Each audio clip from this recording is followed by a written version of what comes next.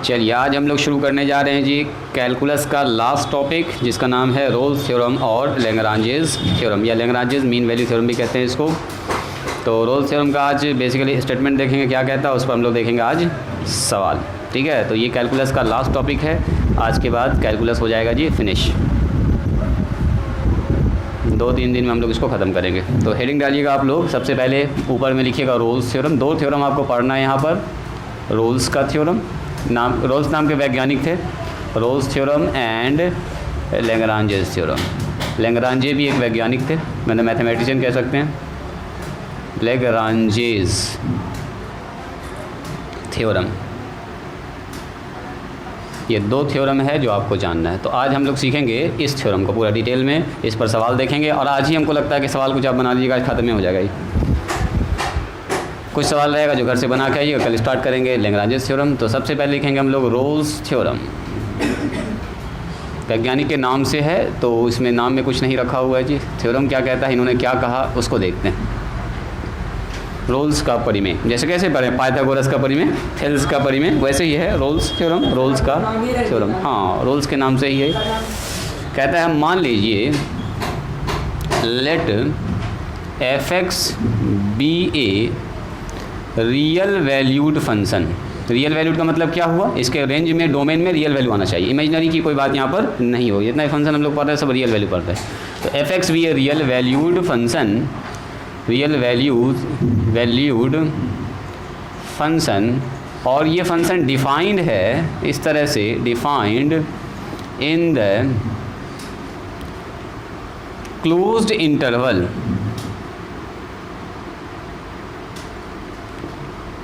ए से बी। हालांकि closed word नहीं भी लिखेंगे तो चलेगा, ए से बी ऐसे लिख दिया, इसका मतलब यही हुआ close interval A to B. Then तब ये कहता है अगर, देखो 3 कंडीशन आपको देखना है। इफ़ f(x) इज कंटिन्यूअस, मतलब f(x) कंटिन्यूअस हो, इसका ग्राफ कहीं टूट नहीं रहा हो। कहाँ से कहाँ तक, f(x) is continuous in closed interval, ये वर्ड लिखिएगा तब लिखिएगा, नहीं भी लिखिएगा। f(x) is continuous in A B, ऐसे लिख सकते हैं, मतलब पढ़ेंगे ऐसे ही, क्लोज इंटरवल ए बी, वही पढ़ते ऐसे ही है, in close interval A B. दूसरा कहता है आप चेक कीजिए, अगर f(x) is differentiable, differentiable in open interval A B. Differentiability जब चेक करते हैं ना, एंड पॉइंट को छोड़ के चेक करते हैं, कंटिन्यूटी में एंड पॉइंट भी शामिल होता है, इसलिए यहाँ लिखे क्लोज्ड और यहाँ लिखे ओपन। एंड तीसरा बात कहता है कि अगर ऐसा हो जाए, इफ़ f(a) बराबर f(b) हो जाए, अगर ये 3 कंडीशन कोई भी फंक्शन सेटिस्फाई कर देता है, तो ये कहता है कि देन देयर एग्जिस्ट, ये कहता है यहाँ पर एक ऐसा नंबर एग्जिस्ट करेगा, there exist a real number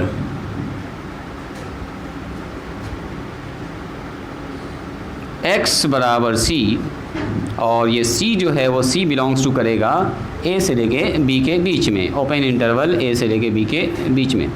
such that, इस तरह से होगा, सच डैट f' बराबर 0, या f' 0 को ही हम लोग ऐसे लिखते हैं, और dy/dx एट x बराबर c पर, एट x बराबर c पर कितना होगा, 0 होगा। यही है इसका पूरा स्टेटमेंट, बस यही कहते थे रोल्स साहब। रोल्स साहब ने यही कहा था कि अगर एक फंक्शन हमारे पास f(x) है और वो फंक्शन कंटिन्यूअस है क्लोज्ड इंटरवल ए बी में, ओपन इंटरवल ए बी में डिफरेंशिएबल है, और अगर f(a) बराबर f(b) हो रहा है, तब हर हाल में then there exist a real number x बराबर c, तब एक ऐसा रियल नंबर एग्जिस्ट करेगा x बराबर c, मतलब एक x का ऐसा भी मान होगा जहाँ पर f' क्या होने वाला होगा, 0 हो जाएगा।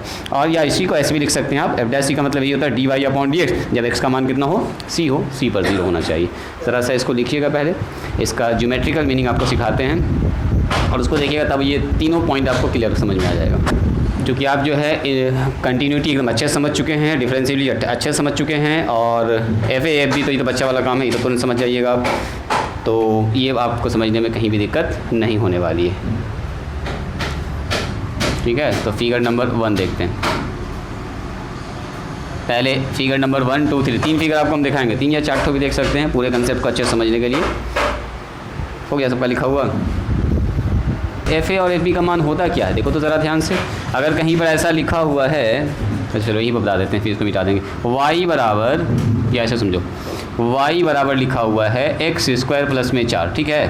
तो y को ही हम लोग क्या लिखते हैं बोलिए, एफ एक्स स्क्वायर प्लस में 4। तो अगर हम पूछेंगे एट एक्स बराबर 2 पर इसका मान कितना होगा, तो आप बोलिएगा सर f2 रख देंगे। f2 का मतलब होगा 4 प्लस में 4 यानी कि सर 8 हो जाएगा। तो कहने का मतलब ये हुआ कि ये जो हम यहाँ कह रहे हैं ये x का मान है, ये जो निकला है किसका मान है बोलो, y का मान है ना। यानी कि हम ऐसे लिखते हैं, जब x का मान सर 2 है, 1 2 है, तो y का मान 8 है सर, 1 2 3 4 5 6 7 8, मतलब यहाँ पर यानी कि यहाँ से यहाँ तक 2 होगा तो यहाँ से यहाँ तक कितना होगा बोलो, 8 होगा। तो ये है x का मान। ऐसी f8 को क्या f2 ना लिख सकते हैं, मतलब जब x की जगह पर 2 रखा है तो 8 आया है, f2 बोलो या 8 बोलो, बात तो बराबर। इतनी बात समझ में आई? यही चीज़ इंपॉर्टेंट है कि हम अगर पूछ रहे हैं कहीं से फंक्शन का fa का मान, तो इसको समझोगे। जैसे मैंने कहा यहाँ से यहाँ तक हम x का मान यहाँ a है, तो इस जगह पर y का कुछ ना कुछ मान होगा ना, तो वही मान को fa कहते हैं। fa का मतलब y वाला लंबाई। जैसे मैंने कहा यहाँ पर x बराबर b है, तो इस जगह पर जब x का मान 5 रख रहे हैं तो y का कुछ ना कुछ मान होगा ना, तो y का क्या मान होगा उसी को आप या तो कहिए y का मान रख के निकालिए, या हमको अभी फंक्शन पता नहीं है तो सीधे हम बोल देंगे सर f में जब b रखेंगे तो जो मान आएगा वही y का मान हुआ। इतनी सी बात समझ में आई? मतलब कि fa मतलब ये हुआ y का मान, fb का मतलब ये क्या हुआ, y का मान हो गया। जब x का मान b है, जब x का मान a है तो फंक्शन का मान ये है, जब x का मान b है तो फंक्शन का मान इतना। इतनी सी बात आई समझ में? ये तो आप लोग पहले से जान भी रहे हैं कि मान रखने के बाद जो आता है वो y का मान होता है, ठीक है। अब सुनो ये स्टेटमेंट क्या कहता है, इसको हम यहाँ पर बना के रखते हैं ताकि अभी ज़रूरत पड़ेगी इसकी हमको। जैसे मैंने कहा x का मान 1 2 है, y का मान है 1 2 3 4 5 6 7 8, यहाँ पर है देखो ये पॉइंट यहाँ पर है। तो ये हमारा x बराबर 2 है, जब x का मान 2 है तो इस जगह पर y का मान 8 आया है। इसी y8 को हम लोग f2 भी लिख सकते हैं, इसी 8 को हम लोग f2 भी लिख सकते हैं। चलो अब समझो इरोल साहब ने कहा कि क्या कहा, देखिए इन्होंने कहा कि अगर मान लीजिए कोई फंक्शन हमारे पास है, let F X be a real valued function defined in closed interval A B, मतलब कि कहीं से शुरू हो रहा है ये फंक्शन, मान लीजिए यहाँ से एट एक्स बराबर ए से शुरू हुआ और कहाँ पर ख़त्म हुआ बोलो, एट एक्स बराबर बी पर ये ख़त्म हुआ। यहाँ पर मान लेते हैं, यहाँ पर जैसे मान लो ये एक्स का मान यहाँ पर 3 है, यहाँ पर एक्स का मान कितना मान लीजिए 5 है, 3 के बाद 4 आया होगा 5 आया होगा, मान लिया एक्स का मान 3 और वाई का मान कितना है एक्स का मान फिर कितना है 5 है। 3 हो सकता है, 5 हो सकता है, 3 हो सकता है, यहाँ पर 7 हो सकता है और थोड़ा बढ़ा देते देखने में अच्छा लगेगा। तो मान लो ये 1 2 3 4 5 6 7 हो गया, 8 9 10 कुछ ऐसा ही चल रहा है। वही x का 2 ठो मान है a और b, ठीक है।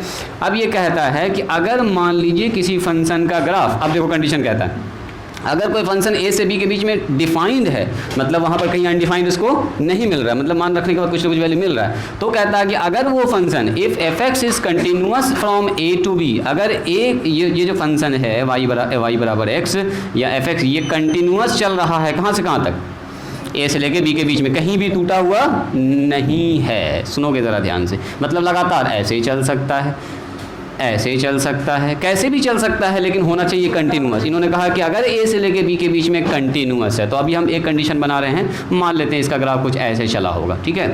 फिर उन्होंने कहा कि अगर मान लीजिए ये फंक्शन डिफरेंशिएबल भी है, मतलब ए से लेके बी के बीच में ओपन इंटरवल, अगर ए और बी को एंड पॉइंट को सिर्फ छोड़ दो, तो एंड पॉइंट को अगर छोड़ दिया जाए तो बीच में कहीं भी चोंच आपको नहीं दिख रहा, शार्प कॉर्नर कहीं भी नहीं है, मतलब कंटिन्यूअस भी है, लगातार भी चल रहा है, कहीं भी शार्प कॉर्नर भी नहीं। ऐसा ना हुआ कि ऐसे करके ऐसे हो गया फिर ऐसे हो गया, ठीक है ना। तो शार्प कॉर्नर तो उठा दिया, कंटिन्यूअस तो है लेकिन डिफरेंशिएबल नहीं है ये, तो ये कह रहे हैं कि कंटिन्यूअस भी होना चाहिए, डिफरेंशिएबल भी होना चाहिए। अगर ऐसा हुआ है, और दूसरी बात इन्होंने कहा कि एफ ए का मान एफ बी के अगर बराबर हो जाए, मतलब मान लो एफ ए पर मान निकाला मैंने 5, ध्यान से सुनिएगा, और एफ बी पर कितना आ गया 5, तो इसका मतलब ये भी 5 हाइट और ये भी 5 हाइट, तो इसका मतलब ये हुआ कि ज़रूर ये फंक्शन पहले ऊपर बढ़ते फिर नीचे आया होगा, चूंकि बराबर मान हो गया ना, ये भी 5 और ये भी 5, तो इसका मतलब यहाँ से कोई फंक्शन जब स्टार्ट हुआ होगा चलना, तो हो सकता है ऊपर गया होगा, बढ़ते फिर अपने 5 पर पहुँच गया पोजीशन पर, या तो हो सकता है कि नीचे से ऐसे करते ऊपर आया होगा, फिर से चूंकि 5 पर पहुँचा है,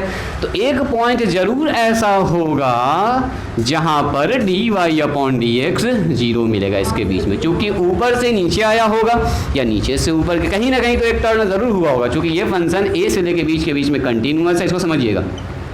ए से लेके बी के बीच में डिफरेंशिएबल है, कहीं पे शार्प कॉर्नर नहीं है, और एफ ए का मान एफ बी के बराबर है। तो ये तभी संभव है जब फंक्शन का ग्राफ या तो ऊपर जाके फिर से नीचे आया होगा, या नीचे जाके फिर से क्या गया होगा, ऊपर गया होगा, यानी कि एक जगह पर टर्निंग पॉइंट जरूर होगा। यही बात इन्होंने कहा कि एक पॉइंट जरूर इसके बीच में ऐसा मिलेगा x बराबर c। देखो, then there exist a real number x real number x बराबर c, और जो ये c जो होगा वो a और b के बीच में कहीं ना कहीं होगा। इन्होंने कहा कि वहाँ पर f डैश c का मान 0 होगा, मतलब इस जगह पर जो dy अपॉन dx है एट x बराबर c पर कितना निकलेगा, 0। जाहिर सी बात है उस जगह का स्लोप क्या हो जाएगा, याद कीजिए स्लोप पता है आपको, स्लोप नॉर्मल टेंजेंट में, तो इस जगह का स्लोप 0 हो जाएगा। इसी को लिखने का दूसरा तरीका भी होता है f डैश c का मान कितना होगा, बोलो 0। तो इन्होंने यही बात कहा कि अगर कोई फंक्शन a से लेके b के बीच में कंटिन्यूअस है, a से लेके b के बीच में डिफरेंशिएबल भी है, और f a का मान f b के, ये चीज़ इंपॉर्टेंट है, f a का मान f b के बराबर होना चाहिए, क्योंकि जब तक ऐसा नहीं होगा तो इसका मतलब टर्न हुआ कि नहीं हुआ पता नहीं चलेगा, क्योंकि वही मान फिर से आया है फंक्शन में। जैसे मैंने सुनो, जैसे f(x) का मान यहाँ पर लिखा हुआ x² प्लस में 4x प्लस 9, मैंने f3 रखा तब भी आया 5, f7 रखा तब भी कितना आया, मान लीजिए 5 ही आया। तो इसका मतलब क्या हुआ, 3 पर भी 5 ही है इसका मान, और 7 पर भी क्या बोलो 5 ही है। तो इसका मतलब क्या होगा, यहाँ से जब फंक्शन स्टार्ट हुआ होगा, या 3 रखा होगा, 4 रखा होगा, 5 रखा होगा, 6 रखा होगा, 7 रखा होगा, तो फंक्शन कभी ऊपर भी जा सकता, ऊपर जाके नीचे आया होगा, या नीचे से ऊपर गया होगा, चूंकि टर्निंग जरूर हुआ होगा। एफ ए का मान एफ बी के क्या है, बोलो बराबर है। तो इसी बात को रोज सर ने कहा कि तब अगर ऐसा तीनों कंडीशन को फुलफिल कर रहा है तो एक पॉइंट ज़रूर ऐसा होगा जहाँ पर फंक्शन क्या होगा, टर्न किया होगा। बस इतनी सी बात है। इतनी सी बात समझ में आई।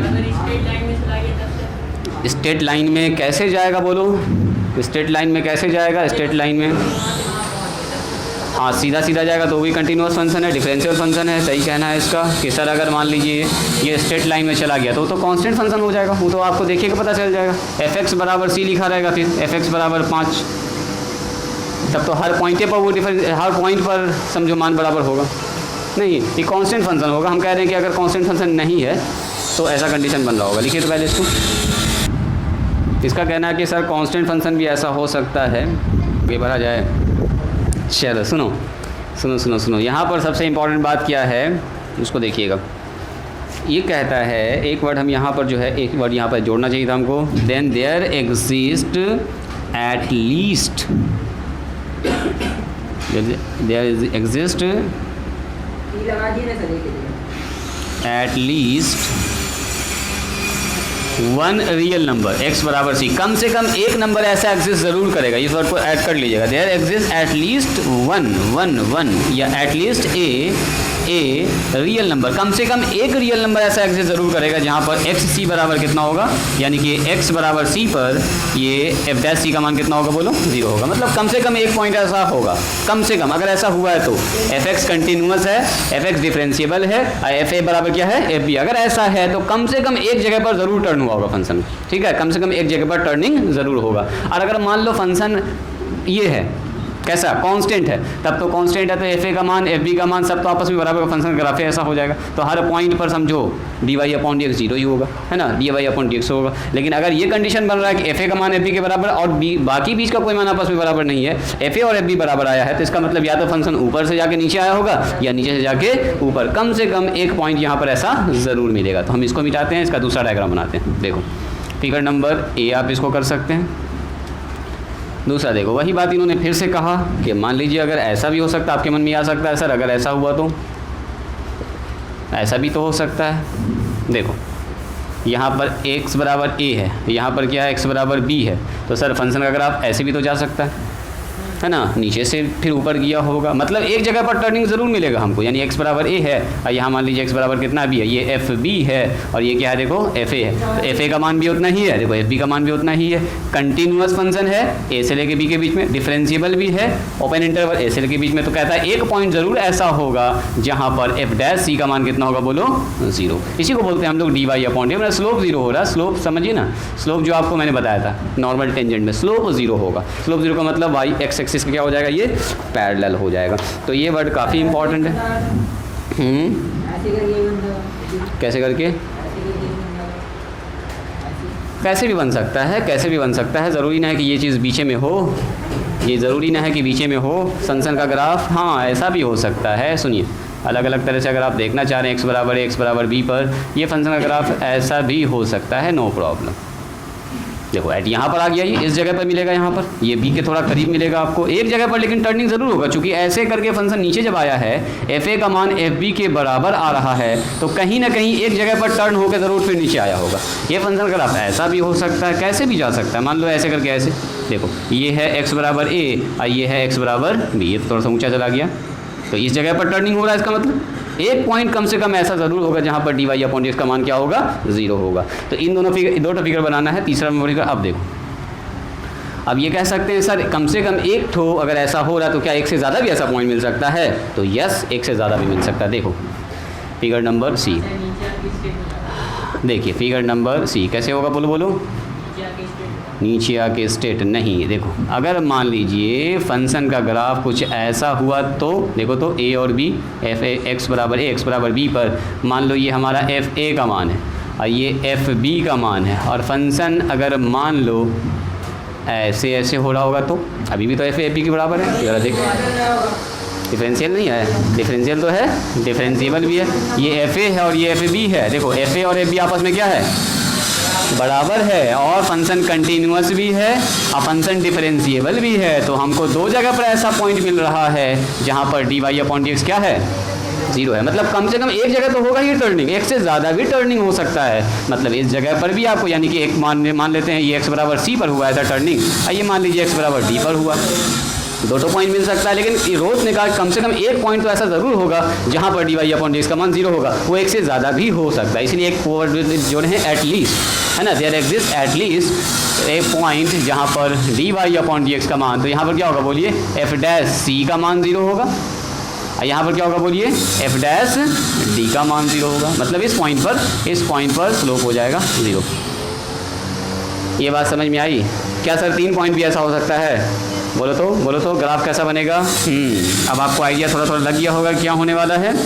देखिए ये मान लीजिए x बराबर a है, ये मान लीजिए x बराबर b है, लास्ट ग्राफ देख लीजिए, ये मान लीजिए हमारे पास एफ ए का मान है और ये मान लीजिए एफ बी का मान है।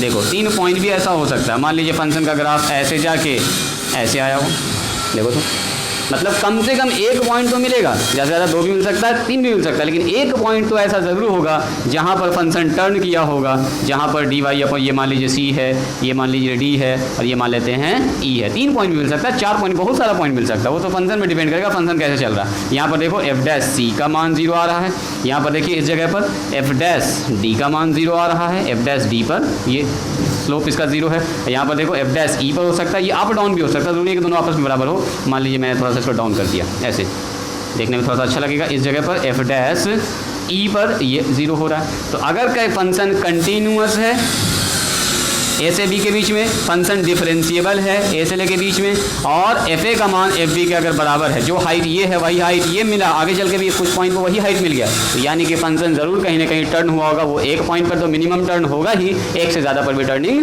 हो सकता है। तो बहुत सारा पॉइंट हो सकता है जहाँ पर, तो एट एक्स बराबर कितना पर बताइए, सी पर, डी पर और ई पर, है ना, ये क्या होगा, D Y upon D X का मान हो जाएगा 0। इन 3 पॉइंट पर डी वाई अपॉन का मान 0 है, मतलब ये टर्निंग पॉइंट मिल रहा है आपको। इतनी बात समझ में आई?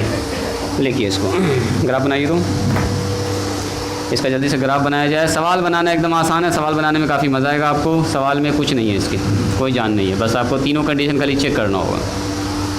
अब तो मेरे ख्याल से आइडिया लग गया है। 3 पॉइंट भी हो सकता है, 4 पॉइंट भी हो सकता है, वो देखना आपको ए से लेके बी के बीच में कितने जगह पर टर्न किया, कितने जगह पर D Y upon D X का मान 0 हो रहा, वही पॉइंट हमको निकालना होता है। कौन वाला बोलूँ? ये फिगर नंबर ये बी है, इसमें कुछ गड़बड़ हुआ है क्या?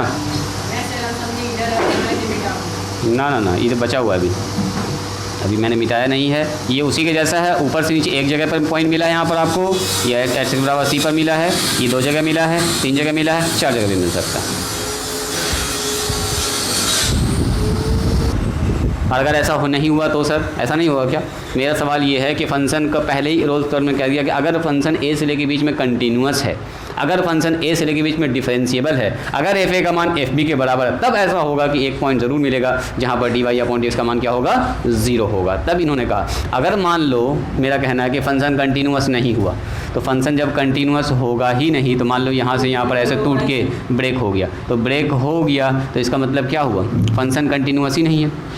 फंक्शन कंटिन्यूअस नहीं है तो यानी कि टर्निंग का कोई सवाल ही नहीं है, फंक्शन का ग्राफ टूट गया, टूट चुका है। तो यहाँ पर कंटिन्यूटी चेक कैसे करेंगे, या यहाँ पर आप डिफरेंशिएबल भी नहीं हो रहा, वहाँ पर चोंच निकला हुआ है, या मान लो कंटिन्यूअस तो है फंक्शन का ग्राफ लेकिन ऐसे हो गया, ऐसे हो गया, तो इस जगह पर एक टेंजेंट, 2 टेंजेंट, 3 टेंजेंट, उस पॉइंट पर लाखों करोड़ों टेंजेंट आप खींच सकते हैं, तो उस टेंजेंट का मान 0 होगा कि क्या होगा ये डिसाइड करना मुश्किल काम है। तो कहा गया कि अगर फंक्शन कंटिन्यूअस है, अगर फंक्शन डिफरेंशिएबल है, तो इसका मतलब डिफरेंशियल का मतलब हर पॉइंट पर एक ही टेंजेंट खींचा जा सकता है, एक पॉइंट एक टेंजेंट, 2 टेंजेंट कभी भी नहीं हो सकता। फंक्शन जब डिफरेंशिएबल नहीं होता तो चोंच निकलता है, चोंच निकलने के बाद इस पॉइंट से आप चाहें तो लाखों करोड़ों लाइन खींच सकते हैं, एक पॉइंट से लाखों करोड़ों लाइन जा सकता है, तो यानी टेंजेंट बहुत सारा बन जाएगा, यानी यूनिक टेंजेंट हुआ ही नहीं। तो यहाँ पर डिसाइड नहीं कर पाएंगे डी वाई अपॉन में 0 है कि पॉजिटिव है कि नेगेटिव है, यहाँ पर तो सब कुछ हो सकता है, इसलिए वहाँ पर कुछ नहीं बताया जा सकता कि क्या मामला हो रहा होगा वहाँ पर, ठीक है।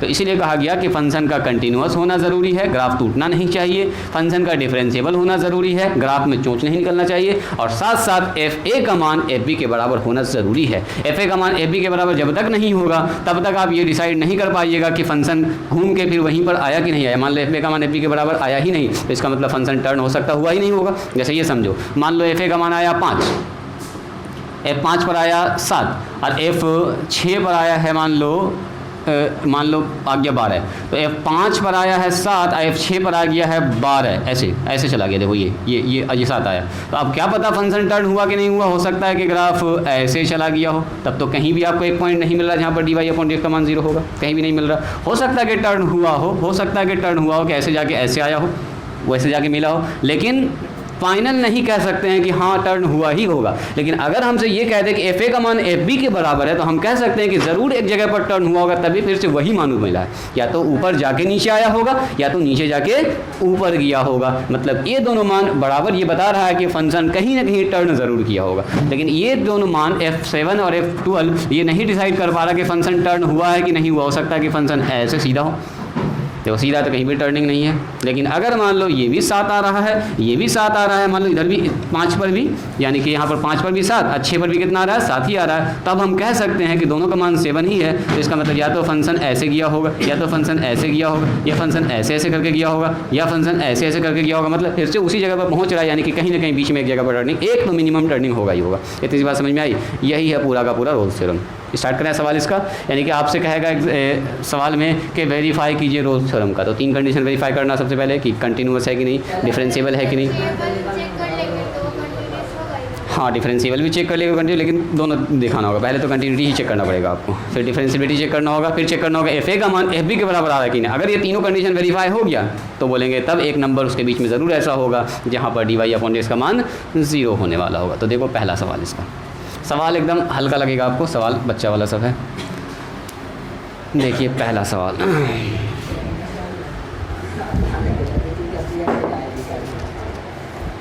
लिखिए सवाल मेरे को ऐसे पूछेगा आपसे एग्जाम में भी, वेरीफाई रोल्स थ्योरम कहेगा, वेरीफाई कीजिए रोल्स थ्योरम को। तीनों कंडीशन ये वाला सवाल जो है फुलफिल करता है कि नहीं। वेरीफाई रोल्स थ्योरम को वेरीफाई कीजिए, जांचिए। फॉर द फंक्शन, एक फंक्शन दिया रहेगा और इंटरवल दिया रहेगा। तो फंक्शन देखो कैसा है, फंक्शन हमारे पास है एफ एक्स बराबर x³ माइनस में 6x स्क्वायर प्लस में 11x माइनस में 6 in the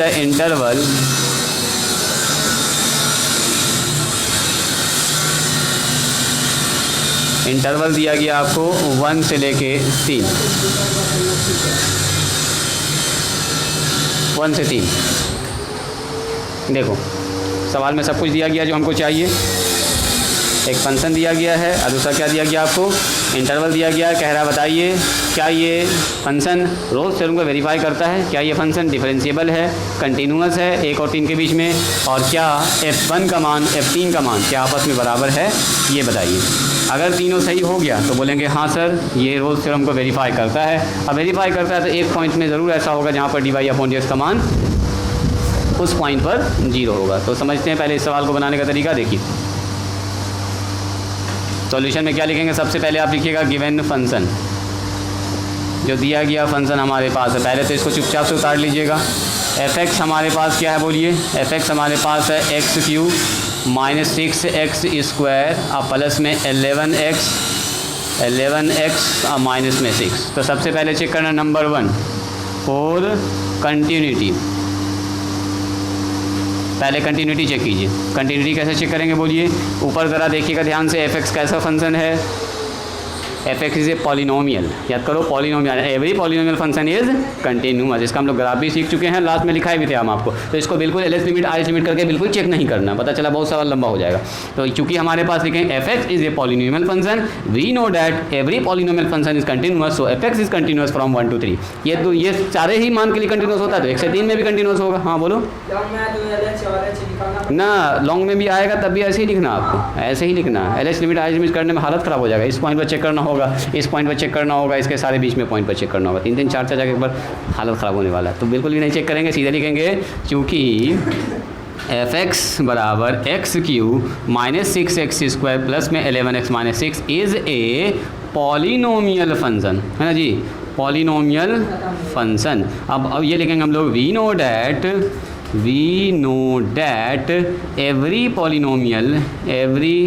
polynomial function is continuous. हम लोग जानते हैं कि दुनिया का जितना भी पॉलिनोमियल फंक्शन सब कंटिन्यूअस होता है। सो क्या बोलेंगे, f(x) इज़ कंटिन्यूअस, ये भी कंटिन्यूअस होगा। कोई भी इंटरवल लगा दो, in open closed interval A से लेके बी के बीच में, अब वहाँ इंटरवल दिया 1 से लेके 3, इसका मतलब ये 1 से लेके 3 के बीच में भी क्या होगा, कंटिन्यूस। ये दुनिया के सब मान पर कंटिन्यूस होता है, तो ये कंटिन्यूस हो गया। यानी पहला जो कंडीशन है वो वेरीफाई होता है जी, यानी कि फंक्शन ये कंटिन्यूस साफ साफ दिख रहा है हम लोगों को। दूसरा आ जाइए, डिफरेंशिएबल के लिए हम इसका f'(x) निकालेंगे। f'(x) मतलब डिफरेंशिएशन, फट से निकाल दो f'(x), बोलो कितना होगा, 3x² माइनस में 12x हो जाएगा जी, अब प्लस में 11 माइनस में 0। तो यानी कि f'(x) का मान कितना हो गया बोलिए, x² माइनस में 12x प्लस में 11। अब क्या RH डेरिवेटिव LH डेरिवेटिव निकालें, नहीं, हालत ख़राब हो जाएगा। आप बताइए मुझको, यहाँ पर डिफरेंशिएबल तभी होगा जब इस पर ये इंटरवल का कोई भी मान रखोगे ना, 1 से लेकर 3 का कोई भी मान इसमें रखिए, कहीं भी क्या अनडिफाइंड है ये, किसी भी पॉइंट पर f'(x) जब मैंने निकाला है, f'(x) जब मैंने निकाला ये वाला मान, तो f'(x) में अगर 1 से लेकर 3 के बीच का कोई भी मान रखेंगे तो कहीं भी अनडिफाइंड है, कहीं भी अनडिफाइंड है। तो यानी कि यहाँ पर देख रहे हैं f'(x) इज डिफाइंड ऑन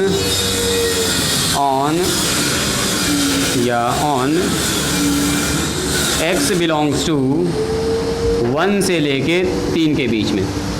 देखो f'(x) क्या है, डिफरेंशिएबल फ्रॉम 1 से लेकर 3 के बीच में। डिफरेंशिएबल कब होगा, जब यहाँ पर इसका कोई भी मान रखने के बाद अनडिफाइंड कहीं भी ना आता हो। देखो अनडिफाइंड क्या फिर से बोलो ना, डिफरेंशिएबिलिटी में एंड पॉइंट चेक नहीं करते हैं, जहाँ से स्टार्ट हुआ जहाँ से ख़त्म हुआ, क्योंकि जहाँ से स्टार्ट हो रहा है वहाँ पर एक तो ब्रेक हो भी सकता, नहीं भी हो सकता। इस जगह पर जहाँ पर स्टार्ट हो रहा है डिफरेंशिएबिलिटी में, यहाँ पर एंड पॉइंट को चेक नहीं करते। एंड पॉइंट पर तो बहुत सारा टेंजेंट खींचा जा सकता है। एंड पॉइंट को छोड़ के इधर वाला पॉइंट को छोड़ के एंड पॉइंट को छोड़ देना है। एंड पॉइंट का मतलब एक पॉइंट जहाँ से शुरू हो रहा है फंक्शन, तो जहाँ से शुरू हो रहा है, यहीं से अगर शुरू हो रहा है तो यहाँ तो एक ही ना पॉइंट होगा, यहाँ से अगर खत्म हुआ तो यह दूसरा पॉइंट होगा। तो ये एंड पॉइंट और स्टार्टिंग पॉइंट पर तो बहुत सारे टेंशन किया जा सकता है, इस पॉइंट को खाली छोड़ दो, उसके अलावा सारे पॉइंट पर क्या होना चाहिए, डिफरेंशिएबल हो। तो f(x) is defined on x belongs to 1 से 3, यानी कि 1 से 3 के बीच में हर पॉइंट पर ये डिफरेंशिएबल है, यानी कि डिफाइंड है, इसलिए f(x) इज डिफरेंशिएबल। फंक्शन जो असल में f(x) है, f'(x) को निकाल कर चेक किया कि f'(x) करने के बाद, जैसे मान लो किसी फंक्शन का हम डिफरेंशिएशन निकालते, अब बोलते हैं कि इसका डिफरेंशिएशन ऐसा आ सकता है ना, किसी फंक्शन का डिफरेंशिएशन ऐसा हो सकता है। तो मान लो ये फंक्शन का अगर डिफरेंशिएशन आ रहा है तो हम बोलेंगे @x = 2 पर ये डिफरेंशिएबल नहीं, अनडिफाइंड आ रहा है। तो यहाँ पर देखो ना, कहीं भी अगर हम 1 से लेकर 3 के बीच में कोई मान रख रहे हैं, इसमें कहीं भी आएगा डिफरेंशिएबल, कुछ ना कुछ तो मान देगा ही, देगा, पॉलिनोमियल फंक्शन है तो कुछ ना कुछ मान देगा, क्योंकि डिफरेंशिएशन करने के बाद भी एक पॉलिनोमियल फंक्शन आता है। अब पॉलिनोमियल फंक्शन जो आया है वो 1 से लेकर 3 में कहीं भी अनडिफाइंड नहीं हो रहा, तो इसका मतलब f(x) is defined on x belongs to 1 से 3, इसलिए f(x) इज डिफरेंशिएबल फंक्शन। बस इतना ही सा लिखना आपको, थोड़ा लैंग्वेज है, differentiable function. Function on open interval 1 से लेके 3। अब लास्ट चेक होगा, पहला हो चुका कंटिन्यूटी, दूसरा हम लोग चेक किए किसके लिए, डिफरेंशिएबिलिटी के लिए। फॉर डिफरेंशिएबिलिटी को लिख दीजिएगा, डिफरेंशिएबिलिटी, ठीक है। फॉर डिफरेंशिएबिलिटी के लिए चेक किया f' निकाल के आगे बढ़िए। अब चेक करना क्या हमको बोलिए, अब चेक करना है तीसरा कंडीशन चेक करना, एफ ए का मान चेक करना। चूँकि ऐसे लिख दीजिए, चूँकि एफ एक्स का मान कितना है बोलिए, तो इसको लिख लो, एफ एक्स का मान है एक्स क्यू माइनस में 6x स्क्वायर प्लस में 11x माइनस में 6। तो बताइए एफ ए का मतलब f1 का मान कितना होगा, f1 का मतलब वो और 3, एक और तीन पर चेक करना। f1 का मान कितना होगा जी, तो 1 का क्यूब होगा सर, 6 × 1 का स्क्वायर होगा, 11 × 1 हो जाएगा, माइनस में 6 हो जाएगा। तो सर ये हो गया 1 - 6 प्लस 11 माइनस में 6, 6 6 12, 12 में से 1 गया तो माइनस 11 प्लस 11 कट के कितना हो गया जी 0। यानी कि f3 का मान निकाल के चेक कीजिए। अब अभी हम लोग कुछ नहीं कह सकते हैं, f3 पहले निकालो। f3 निकालेंगे सर 3 का क्यूब, 6 × 3 का स्क्वायर, 11 × 3 माइनस में 6, बोलिए तो कितना हो गया, 3 3 9 27 और 9 6 54, सही है, 11 ही ना होगा ये 11, हाँ जी 6 6 12, 12 में से 1 गया तो माइनस 11 प्लस 11। अच्छा तुम ऐसे जोड़े -12 प्लस 12, वो भी ठीक है, जैसे कर सकते हो, कोई दिक्कत नहीं है। 9 6 54 होगा जी, अब प्लस में 33 अब माइनस 6, देखो तो कितना आ रहा है, प्लस वाला चलो सब एक साथ जोड़ते हैं, 27 और 33 कितना हुआ, 27 33 हो जाएगा जी 60 हो रहा है ना, 60 और ये भी 60 खत्म। यानी कि हेयर क्या देख रहे हैं हम लोग, f1 का मान f3 के बराबर। इसका क्या मतलब हुआ, फंक्शन ज़रूर ऊपर से जाके नीचे आया होगा या नीचे से जाकर ऊपर गया, टर्निंग ज़रूर कहीं ना कहीं है। सो अब बोलेंगे ऑल कंडीशंस, 3 तो कंडीशन है, all conditions for Rolle's theorem, जो रोल्स थ्योरम का तीनों कंडीशन था, Rolle's theorem is are verified, लिखिए आर वेरीफाइड। यानी कि हमने क्या किया है, ये कह रहा था वेरीफाई रोल्स थ्योरम, पहले वेरीफाई कीजिए रोल्स थ्योरम को, तो वेरीफाइड हो चुका है, तीनों कंडीशन कंटिन्यूअस भी है, डिफरेंशिएबल भी है, एफ ए का मान एफ बी के बराबर भी है, यानी कि f1 f3 के बराबर है। तो all conditions for Rolle's theorem are verified. So क्या बोलेंगे, देयर एग्जिस्ट, तब यहाँ पर there exist at least one real number, एक रियल नंबर ऐसा ज़रूर होगा जहाँ पर dy/dx का मान क्या होगा, 0 होगा, टर्निंग ज़रूर होगा कहीं ना कहीं पर। तो there exist at least one real number. अब वो रियल नंबर क्या होगा, x बराबर c कह सकते हैं, और c जो होगा वो a और b के क्या होगा, बोलो बीच में होगा, ए और बी के बीच में। उसे लिखना भी सीखना है, सच डैट, इस तरह से होगा, सच डैट f' का मान क्या होगा, बोलो 0 के बराबर होगा। अब वो f' निकालना है आपको, असल में कहाँ पर हुआ ऐसा, ठीक है। पहले यहाँ तक लिखिए, तो अब निकालना सिखाते हैं। हम सब में ही काम करेंगे, पहला कंटिन्यूटी चेक करेंगे, डिफरेंशिएबिलिटी चेक करेंगे, एफ ए का मान एफ बी के बराबर चेक करेंगे। अगर ऐसा हो गया तो बोलेंगे एक पॉइंट ऐसा ज़रूर निकलेगा, फिर वो पॉइंट निकाल के दिखाएंगे, हाँ सर एक पॉइंट है ऐसा, टर्निंग पॉइंट मिल रहा है हमको। बट हम कर लेते हैं, देखिए डिफरेंशिएबिलिटी जब निकालना होगा ना, तो R H derivative L H derivative काम नहीं करेंगे तो पता चला बहुत लंबा हो जाएगा सवाल। डिफरेंशिएबिलिटी चेक करने के लिए उस फंक्शन का करेंगे डिफरेंशिएशन, और डिफरेंशिएशन करने के बाद जो फंक्शन आया फाइनली डिफरेंशिएशन करने का, उसमें ये जो है इंटरवल रख के चेक करेंगे कहीं पर भी अनडिफाइंड हो रहा है क्या। अगर कहीं पर भी अनडिफाइंड नहीं हुआ तो इसका मतलब डिफरेंशिएबल है, अगर कहीं पर भी अनडिफाइंड हो गया तो बोलेंगे डिफरेंशिएबल नहीं। अब पता चला L H derivative R H derivative निकाला, तो चलो इसके लिए कंटिन्यूटी के लिए चेक करेंगे, L H limit R H limit, इसका डिफरेंशिएबल एल एच, तब तो पता चला हो गया, एक ही सवाल में पूरा टाइम ख़त्म। चलो अब यहाँ ध्यान दो, जब हो गया तो यहाँ ध्यान दे दीजिए बस थोड़ा सा। अब मैंने कहा कि सारा थ्योरम जो है वेरीफाई हो चुका है जी, तीनों कंडीशन सही है, तो एक तो मान तो ऐसा ज़रूर होगा जहाँ पर f' का मान क्या होगा, 0 होगा। तो चूँकि हमारे पास अब यहाँ मान निकालेंगे, f' का मान कितना है बोलिए, f' का मान मतलब उसका डिफरेंशिएशन 3x², बोलो जी 3x² और माइनस में 12x और प्लस में 11, यही ना है। तो बताओ f' बराबर कितना हो जाएगा, तो f' बराबर होगा 3c² और माइनस में 12c निकालना अब हमको, प्लस में 11, और f' इस जगह पर कितना हो रहा है बोलिए, 0 हो रहा है, 0 एक पॉइंट ऐसा ज़रूर है जहाँ पर 0 हो रहा है। तो 3c² माइनस में 12c प्लस में 11, बस द्विघात समीकरण बन गया। फट से इसको हल कर दीजिए, अगर नॉर्मल टूट रहा है तो तोड़ दीजिए, नहीं तो वही डिस्क्रिमिनेंट मेथड।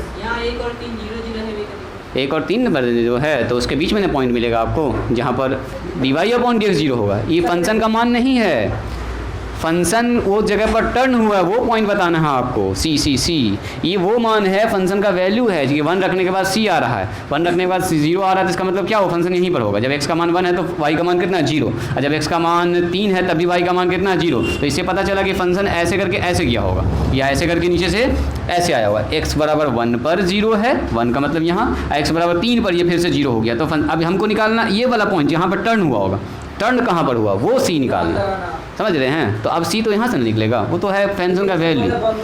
विवेचक लगा दो, 33 टूटता है जी, 33 11 3 33 11 3 ना टूटेगा, तो छोड़ो सी लगा दो। -b plus minus under root b square minus 4ac divided by 2, ये अपने पास है, ये है मेथड।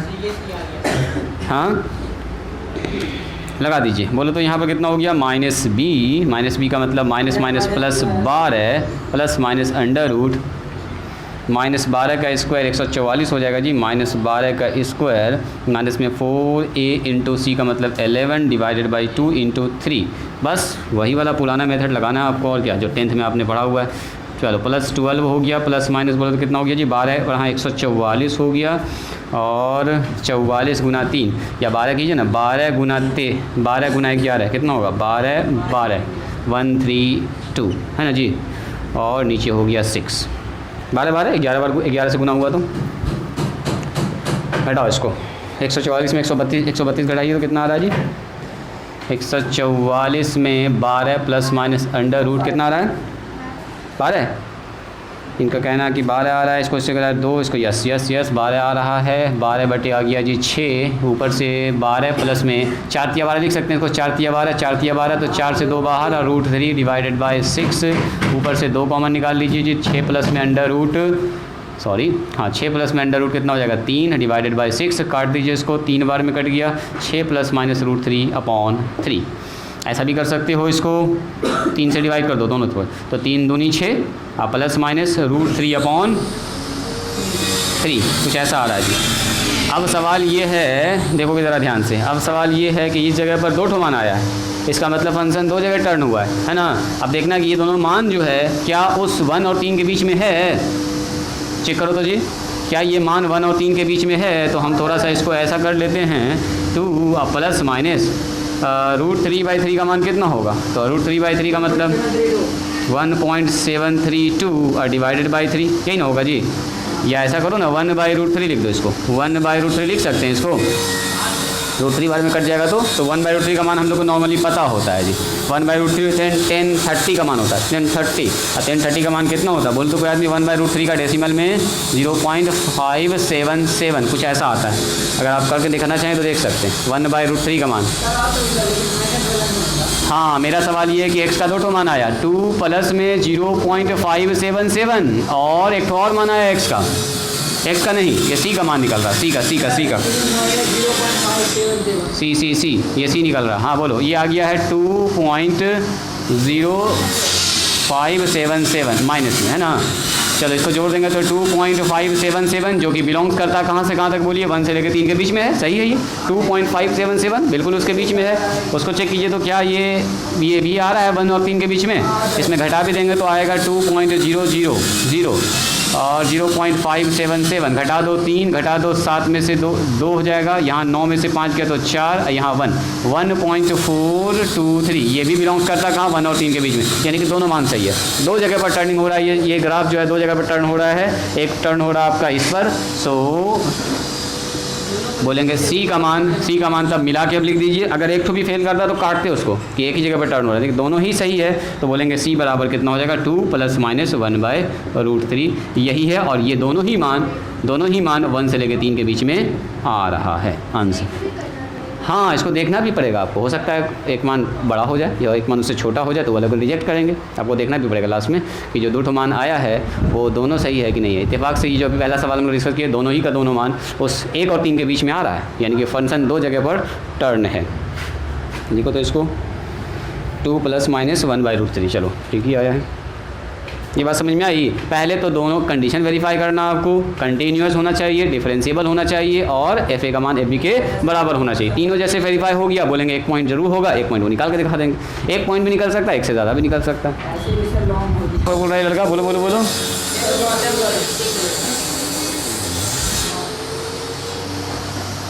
यहाँ पर हाँ, यहाँ हो जाएगा सी, ये सी का ही मान है। दो ठो जो आया है दोनों ही मान 1-3 के बीच में है, दोनों ही मान 1-3 के बीच में है ना। ठीक है, कुछ ऐसा लगे तो ठीक करा देना, ये हमेशा के लिए सेव हो जाएगा।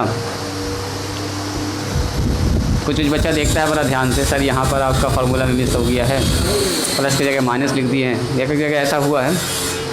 तो अच्छी बात है कि बच्चा देख रहा है, ध्यान से समझ रहा है, और आपको खुशी मिलती है कि बच्चा वहाँ तक कम से कम देखा तो सही। इसका मतलब कहाँ पर बोलो ना, सही है। तो इसका मतलब वो बच्चा देखा ध्यान से क्लास को, तभी समझो मिस्टेक पकड़ पाया, वरना जो ध्यान से ना देखेगा उसको नहीं समझ में आएगा। कहाँ पर बोलो, कहाँ पर जी, ई जाना, ई ना, बिल्कुल ये यहाँ सी होगा। ये सी और ये क्या है, वो सब एक्स का मान है, वो सब एक्स ही का मान है, उस फंक्शन ही का मान है। चलो हाँ, उसको सी मान लिए बस। सवाल लिखिए, कैसे कह रहा है, वेरीफाई कीजिए रोल्स थ्योरम को। इस बार जो फंक्शन दिया है वो कुछ ऐसा दिया है, एफ एक्स बराबर एक्स इंटू एक्स माइनस 1 का whole square in the interval जो दिया है वो दिया है 0 से लेके 1। अब क्लोज्ड वर्ड नहीं लिखता ही है ना, 0 से 1 ब्रैकेट लगा दिया, समझ जाइएगा क्लोज इंटरवल है। चलिए, सबसे पहले जो फंक्शन दिया है क्या कीजिएगा, उसको लिख लीजिएगा। चूँकि गिवन फंक्शन हमारे पास क्या है, गिवन फंक्शन, बस 3 चीज़ चेक करना आपको। एफ एक्स बराबर, थोड़ा सा इसका चेहरा अच्छा कर लीजिएगा, हालांकि अभी भी अच्छा ही है ये, लेकिन इसको और अच्छा कर लो, थोड़ा सा इसको तोड़ लो ताकि देखने में लगे कि हाँ सर ये पॉलिनोमियल है, ताकि हम उसमें बता पाएँ कि ये पॉलिनोमियल फंक्शन है। एक्स क्यूब माइनस में 2x स्क्वायर, अब बाद में डिफ्रेंशिएशन करने में भी आसानी होगा, ऐसा बना रहेगा तो डिफ्रेंशिएशन में भी आपको आसानी होगा। यही हमारा एफ एक्स है। अब चेक कीजिए नंबर 1 फॉर कंटिन्यूटी, इसको लिख दीजिएगा कि अब यहाँ पर हम लोग चेक कर रहे हैं कंटिन्यूटी और कंटिन्यूटी। क्या लिख रहे हैं देखेंगे हम लोग, एफ एक्स लिखेंगे, चूँकि f x is a polynomial function. अब वो पूरा लिखने की जरूरत नहीं है कि एफ एक्स बराबर इतना है, सीधा लिखेंगे f x is a polynomial function and we know that, हम जानते हैं कि, बस ये लाइन आपको एकदम याद कर लेना, ऐसे याद हो जाएगा। We know that every polynomial function is continuous. दुनिया का जितना भी पॉलिनोमियल फंक्शन होता है वो कंटिन्यूअस होता है। So F x is continuous, ये भी कंटिन्यूअस होगा। अगर कोई डोमेन दिया गया है, कहीं इंटरवल दे दो, उसमें भी कोई भी दुनिया कोई भी मान लो, सब में कंटिन्यूअस होगा, है ना। तो 0 से 1 में भी कंटिन्यूअस होगा। F x is continuous in closed interval 0 से लेके 1। 0 से लेके 1 के बीच में लग दो कहीं भी, देखो हर पॉइंट पर एक मान मिलेगा इसका, कहीं भी टूटा हुआ मिलेगा ही नहीं आपको, हर जगह पर एक मान मिलेगा। तो no break, there is no break, कोई भी ब्रेक इसमें नहीं है। कंटिन्यूअस का मतलब ही हुआ कोई ब्रेक नहीं होना चाहिए, तो हर पॉइंट पर एक मान मिल रहा है, मतलब कोई ब्रेक नहीं है। हाँ, नंबर 2 बताइए, एफ 4 ऐसा लिखिएगा, 4 डिफरेंशिएबिलिटी, इस वर्ड को लिखना है, डिफरेंशिएबिलिटी।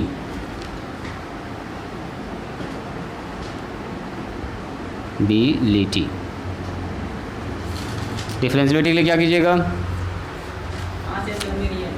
हाँ डिफरेंशिएबिलिटी, चलो यहाँ लिखते हैं हम लोग 4 डिफरेंशिएबिलिटी।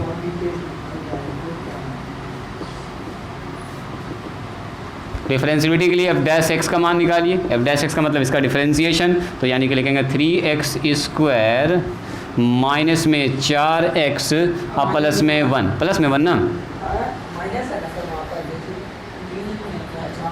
फंक्शन जो तोड़ रहे हैं यहाँ पर a plus b, a minus b का ना होल स्क्वायर है, तो बाद में तो प्लस ही ना होता है। तो क्या देख रहे हैं हम लोग,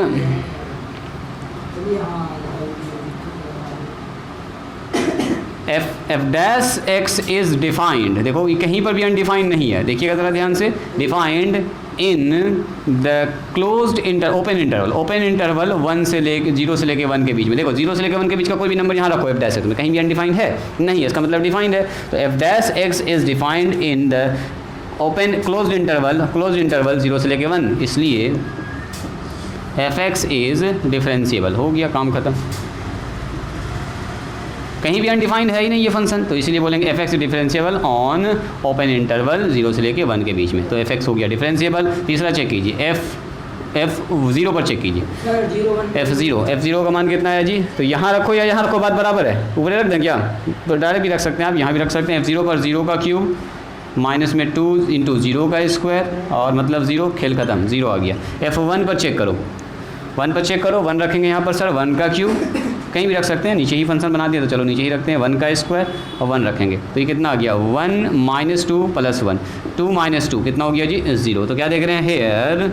हेयर एफ 0 का मान एफ 1 के बराबर, मतलब कि 0 पर जो मान आया है फंक्शन का वही मान किस पर आया बोलो? 1 पर भी आया है। इसका मतलब क्या हुआ? देखेंगे ऑल कंडीशंस, तीनों कंडीशन वेरीफाई होता है जी। All conditions for Rolle's theorem, जो रोल्स ने कहा था कि 3 चीज़ होना चाहिए रोल्स थ्योरम, आर वेरीफाइड। ये वेरीफाइड होता है तो बोलेंगे तब एटलीस्ट कम से कम एक जगह टर्निंग तो ज़रूर आया होगा, है ना? तो लिखेंगे सो देयर एग्जिस्ट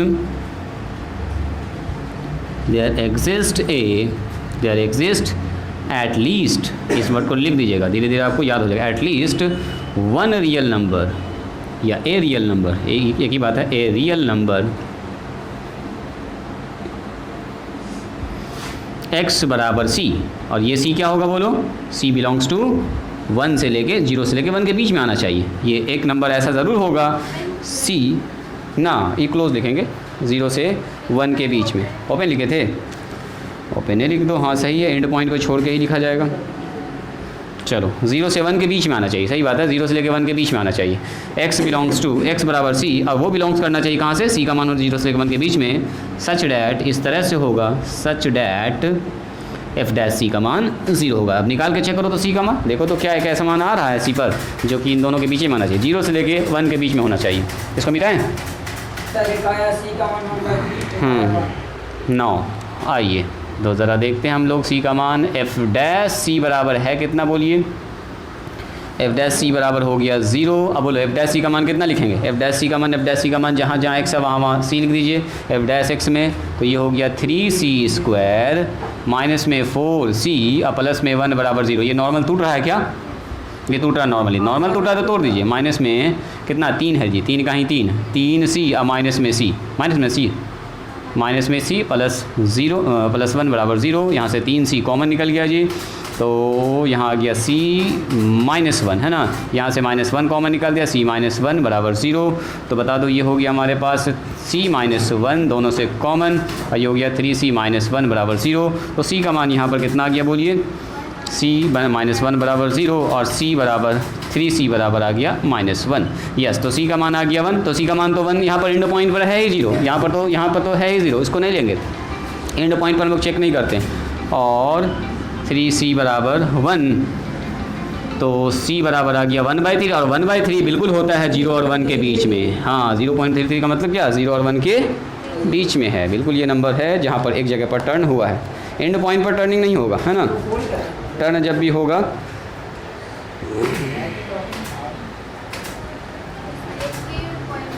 हाँ एक ही पॉइंट निकलेगा, इस जगह पर एक ही पॉइंट निकलेगा 1/c।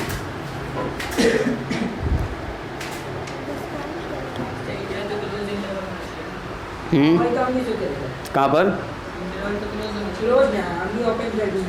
ठीक तो है, 0 और 1 के बीच में है, ये नंबर कहाँ है? 0 और 1 के बीच में है। बीच का मतलब ये नंबर 0 और 1 के बीच में है, 0 और 1 को छोड़ दो, उसके बीच में ही आना चाहिए।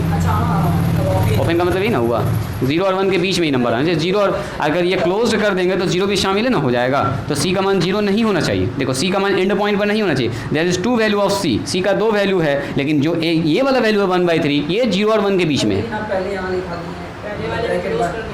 क्लोज लिख दिए थे, कर दीजिए इसको। ओपन कीजिए, अगर पहले वाले में क्लोज दिख रही है तो उसको सीधा कीजिए, ये होना चाहिए ओपन इंटरवल, है ना। ऐसे अगर क्लोज कर देंगे तब तो 0 और 1 दोनों शामिल होगा, फिर ये भी शामिल करना होगा। तो एंड पॉइंट तो शामिल होता ही होता है, वहीं से शुरू हुआ वहीं से जाकर ख़त्म हुआ, हमको देखना बीच में टर्निंग है कि नहीं, बीच में टर्न है कि नहीं। तो बीच में ये पॉइंट है, इसको लिखना चाहें तो लिख सकते हो। For 2 values of C 1 and 1/3, जो 1/3 है वो बिलोंग्स कर रहा है किसमें बताओ, -0 से लेके 1 के बीच में, ये वाला मान जो है 0 और 1 के बीच में। सो जो C का फाइनल मान होगा वो 1/3 होगा। बस यही आंसर हो गया और कुछ नहीं। बात समझ में आई? बोलिए अगला सवाल दें। आसान है, बच्चा लगा खड़ा हुआ है, कौन बच्चा आ गया? सही में कौन लड़का है, इसको पता नहीं है।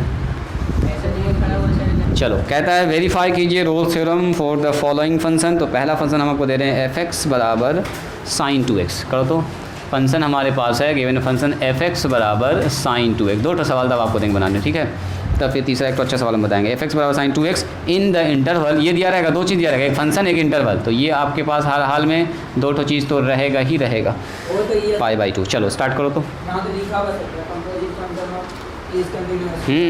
ये साइन फंक्शन है, त्रिकोणमितिक फंक्शन, कंटिन्यूस होता है, कंटिन्यूटी है ना। गिवन फंक्शन लिखिएगा, बना रहे हैं कि हम भी बनाए साथ साथ, स्टार्ट करें साथ साथ। चलो सॉल्यूशन में क्या लिखेंगे, गिवन फंक्शन, दिया गया फंक्शन सबसे पहले लिख लीजिएगा। fx हमारे पास दिया गया है जी sin 2x। पहले ये थोड़ा सा इजी सवाल है, पहले इसी को दे दिए हैं ताकि आप अच्छे से पकड़ पाएँ। चलो फॉर कंटिन्यूटी चेक कीजिए, 2 चीज़ चेक करना, सबसे पहले कंटिन्यूटी एंड डिफरेंशिएट, फिर पॉइंट पर चेक करना। फॉर कंटिन्यूटी के लिए नंबर 1 में जाएंगे, बोलेंगे fx हमारे पास क्या है, बोलिए fx इज़ साइन फंक्शन। और हम लोग क्या जानते हैं, बोलिए every sign function is continuous. ये तो कंटिन्यूस होता ही है, ऐसे भी हम लोग जानते हैं। We know that sine function is continuous, sine function is continuous of its whole domain. बताओ डोमेन में कहीं भी अनडिफाइंड है, ये कहीं भी x का मान रखो साइन में, 0 से लेकर 1 के -1 से 1 के होल डोमेन। तो क्या बताइए पूरे डोमेन में जब ये कंटिन्यूस है तो क्या 0 से लेकर π/2 के बीच में तो कंटिन्यूस नहीं होगा, 0 से लेकर π/2 के बीच में तो कंटिन्यूस होगा, लगातार चल रहा, कहीं टूटा ही नहीं है ये। तो इसलिए लिखेंगे fx बराबर जो असल में हमको फंक्शन दिया था साइन, इसको लिखना सीखना खाली आपको, लैंग्वेज है खाली इसमें। fx बराबर sine x is continuous in closed interval 0 से लेके π/2 के बीच में। यहाँ से यहाँ तक भी कंटिन्यूस होगा। ग्राफ भी आप देख सकते हैं, मन में आप ग्राफ भी चला सकते हैं। साइन का ग्राफ सर ऐसा चलता है π/2 के बीच में, देखो लगातार, ये कहीं भी टूटता ही नहीं है, तो चलता ही रहता है पूरे डोमेने में। तो 0 से लेके 90 के बीच में भी कहीं भी नहीं टूटेगा, ये टूटेगा कोई सवाल ही नहीं है। चलो जी, साइन सॉरी यहाँ पर साइन फंक्शन नहीं, sin 2x दिया हुआ था, sin 2x ना, फंक्शन sin 2x। तो sin 2x भी 0 से लेकर 90 के बीच में क्या होगा, ग्राफ थोड़ा सा चेंज कर जाएगा, sin 2x के बीच में फिर फंक्शन का ग्राफ कुछ ऐसा जाने वाला है। खैर अभी फ़िलहाल जानना ये कि साइन फंक्शन कंटिन्यूस होता है, तो ये भी क्या होगा, कंटिन्यूस होगा 0 से लेके पाई के बीच में, sin 2π का, sin 2x का मान। चलिए फॉर डिफरेंशियबिलिटी चेक कीजिए, फॉर डिफरेंशियबिलिटी में क्या करते हैं, जो फंक्शन दिया गया उसका निकालते हैं डिफरेंशिएशन। बोलो जी f' का मान कितना होगा, बोलो तो जी एयान बताओ f' का मान कितना होगा, इसका डिफरेंशिएशन बताइए। sin 2x का डिफरेंशिएशन cos 2x, अब मल्टीप्लाई में 2, तो उस 2 को आगे लिख लेते हैं। अब बताओ अगर हम यहाँ पर 2x के जगह पर 0 से लेकर 90 का कोई भी मान रखेंगे तो क्या ये कभी अनडिफाइंड होगा, cos कभी भी अनडिफाइंड होता ही नहीं है, tan भले अनडिफाइंड से स्टार्ट होता है, तो यानी कि ये डिफरेंशिएबल है। f' इज़ डिफाइंड, देखो ना हर वैल्यू पर डिफाइंड है, कहीं भी अनडिफाइंड है ही नहीं। या f(x) एग्जिस्ट भी लिख सकते हैं, f'(x) एग्जिस्ट भी लिख सकते हैं वर्ड, ये वाला exist. f'(x) is defined on open interval, ये हमेशा ओपन रहेगा, ओपन 0 से लेके π/2 के बीच में। एंड पॉइंट को यहाँ छोड़ दिया जाता है, बीच वाले पॉइंट में कोई भी दुनिया का मान रख दो यहाँ पर, कहीं भी अनडिफाइंड नहीं होगा। तो इसलिए बोलेंगे सर ये डिफरेंशिएबल है। f(x) जो हमारे पास है f(x) इज़, अब बात करें उस फंक्शन की, मेन हमको फंक्शन देखना होता है, तो डिफरेंशिएशन करके चेक किया कि कहीं पर अनडिफाइंड तो नहीं हो रहा। तो मेन हमको बोलना फंक्शन डिफरेंशिएबल है कि नहीं, कि फंक्शन का ग्राफ कहीं पर चोंच निकला हुआ नहीं है। f(x) इज़ डिफरेंशिएबल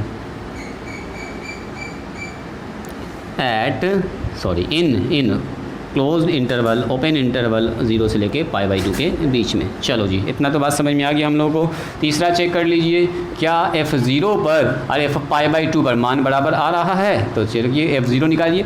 f0 का मतलब क्या, sin 2 × 0 यानी sin 0, यानी कि sin 2 × 0 वही कहानी है, सब और कुछ नहीं है। sin 0 और sin 0 का मान 0 आ रहा है जी। अब π/2 पर चेक कीजिए, π/2 पर कितना आ रहा है? तो sin 2 × π/2 आ जाएगा, बिल्कुल sin 180 हो गया जी, यानी कि sin 180 आप जानते भी हैं, फिर से हो जाए 0। तो क्या देख रहे हैं यहाँ पर, फिर से हो रहा है कितना, f0 का मान और f2 का मान, π/2 का मान आपस में हो रहा है बराबर जी। तो लिखेंगे यहाँ पर all conditions for Rolle's theorem. जो रोल्स थ्योरम का सारा कंडीशन था वो होता है जी वेरीफाइड। रोल्स थ्योरम, जो रोल्स ने कहा था कि ऐसा ऐसा कंडीशन होगा तो फिर ऐसा कंडीशन बनेगा। तो all condition for Rolle's theorem are verified, ये होता है वेरीफाइड। सो बोलेंगे देयर एग्जिस्ट, यहाँ पर एक ऐसा नंबर ज़रूर एग्जिस्ट करेगा, कहाँ से, 0 से लेके π/2 के बीच में, जहाँ पर कि फंक्शन का ग्राफ टर्न हुआ होगा। तो there exist at least one point, एक पॉइंट ऐसा होगा x बराबर c असल में वो x का ही मान है ना, x बराबर c, और ये जो c है वो बिलोंग्स करेगा कहाँ से कहाँ तक, ये करेगा 0 से लेके π/2 के बीच में होना चाहिए। सच डैट, इस तरह से होगा, सच डैट f' का मान या dy/dx का मान उस पॉइंट पर हो जाएगा 0, क्योंकि वो पैरेलल हो जाएगा x एक्सिस के, वहाँ पर स्लोप 0 हो जाएगा और कुछ नहीं। सो यहाँ से स्टार्ट कीजिए, 9 यहीं पकड़ लेते हैं इसका, f' का मान बोलिए जी, f' यहाँ है f' 2 cos, ये हो जाएगा 0, तो 2 cos 2x बराबर 0। बोलो जी, इसका मतलब cos 2x बराबर कितना हो गया, 0। चलो cos 2x का मतलब 0, क्या cos 2x 0 कब होता है, बोलिए 0 कब होता है, cos का मान 0 कब, π/2 पर, यानी कि cos यहाँ लिख सकते हैं हम लोग π/2, 90, cos से cos कैंसिल, यानी कि 2x बराबर π/2, यानी कि x बराबर π/4। अब बताओ ये π/4 क्या 0 से लेके 90 के बीच में है, π/4 का मतलब 45 डिग्री, यस बिल्कुल, एक ठो मान निकल रहा है यहाँ पर ये 0 से लेके 90 के बिल्कुल बीच में है। लिखने का ये तरीका है कि x बराबर जो निकला है हमारा, या c बराबर जो भी कहो, यहाँ मैंने c फिर गड़बड़ लिखा रहा है, एक ठो मान निकलेगा, x तो सारा डोमेन हो गया इसका, ये c सब जगह c लिखाएगा, यानी c बराबर जो π/4 है वो 0 से लेके π/2 के बीच में आ रहा है। बस हो गया आंसर, एक तो मान निकला है इसका, ज़्यादा आपको टेंशन नहीं लेना। बात समझ में आई, इजी है, सवाल बन जाएगा इस टाइप का आपसे। चलो, जिसका हो गया है वो इस सवाल को बनाइए। सिर दर्द हो गया, दोबारा फिर से वीडियो को देखोगे, सर का दर्द ठीक हो जाएगा। f(x) बराबर, मान रहे बात को जी, तो वही बताएगा।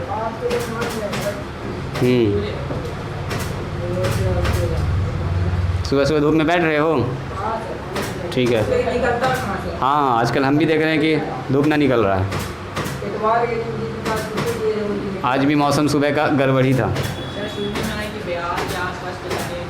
तूफ़ान आया हुआ है ना जी, सही बात है, उसी का असर अभी यहाँ पर है। चलो, आपके लिए आखिरी सवाल है, उसके बाद हम एक सवाल बताएंगे आप। लिखिए क्या जी आता, ठीक है, क्या लिखेंगे हम लोग, जो हमारे पास f(x) है, गिवन फंक्शन हमारे पास है sin x प्लस में cos x है। चलिए, f(x) जो हमारे पास है इज़ सम ऑफ, लिख दो सम ऑफ, जो आपको अच्छा लगे, sum of sine and cosine function. Sine का पूरा नाम होता है साइन, कॉस का होता है कोसाइन, है ना, थोड़ा आपको आइडिया होगा। तो f(x) is sum of sine and cosine, और we know that sine and cosine function जो होता है is always continuous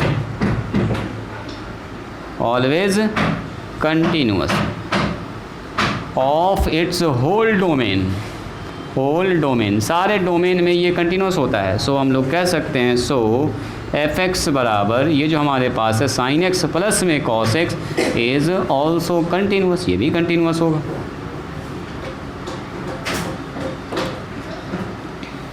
continuous in कौन सा इंटरवल बताइए, 0 से लेके π/2 के बीच में। इंटरवल चेंज ना किए क्या जी, इंटरवल यहाँ पे दिया था 0 से लेके π/2, ठीक है, इंटरवल वही है, इंटरवल वही है, इंटरवल यहाँ पर चेंज नहीं किया। डिफरेंशियलिटी बताइए क्या होगा, डिफरेंशियलिटी बताइए, बस यहाँ पर हो जाएगा एफ डे फोर डिफरेंशियलिटी, लिख दीजिएगा इसको, फोर डिफरेंशियलिटी लिखना ही बस इसमें कलाकारी है और कुछ ना है इसमें। इसीलिए हम आपको पहले कंटिन्यूटी और डिफरेंशियलिटी पढ़ाएं, पहले ये सब बताते तो थोड़ा आपको ऊपर ऊपर चला जाता। अभी आप सब कुछ भी जान रहे हैं, सब कुछ दिमाग में आपको चल रहा है, हाँ सर कंटिन्यूस होता है ऐसा चल रहा है, डिफरेंशिएबल होगा तो ऐसा होगा। चलो बोलो, यहाँ पर होगी अपना कितना बताइए, एफ डैश एक्स। हाँ एफ डैश एक्स निकालना एकदम बच्चा वाला काम है। क्या जी यान साइन एक्स का डिफरेंशिएशन कॉस एक्स और कॉस एक्स का डिफरेंशिएशन माइनस साइन एक्स, ये सब आप लोगों को याद है। अब बताओ F x F dash x कहीं भी अनडिफाइंड है क्या, एफ एक्स इज़ डिफाइंड, हर जगह डिफाइंड है, देखिए डिफाइंड ऑन ओपन इंटरवल 0 से लेके π/2। देखो 0 से लेके π/2 का मान कोई भी मान यहाँ रख दो, कोई भी मान यहाँ रख दो, कहीं भी अनडिफाइंड आएगा 1/0, 1/0 कंडीशन नहीं बनेगा, इसका भी कुछ ना कुछ मान आएगा, इसका भी कुछ ना कुछ मान आएगा, दोनों घट के एक मान आएगा, मतलब कहीं भी 1/0 का कोई चांस नहीं है। मतलब एफ एक्स डिफाइंड है ऑन 0 से लेके π/2 के बीच में कोई ना कोई एक वैल्यू इसका आ रहा है, तो बोलेंगे F x is differentiable, differentiable in open interval 0 से लेके π/2 के बीच में। डिफरेंशिएबल जब भी चेक करते हैं तो ओपन इंटरवल एंड पॉइंट को छोड़ के।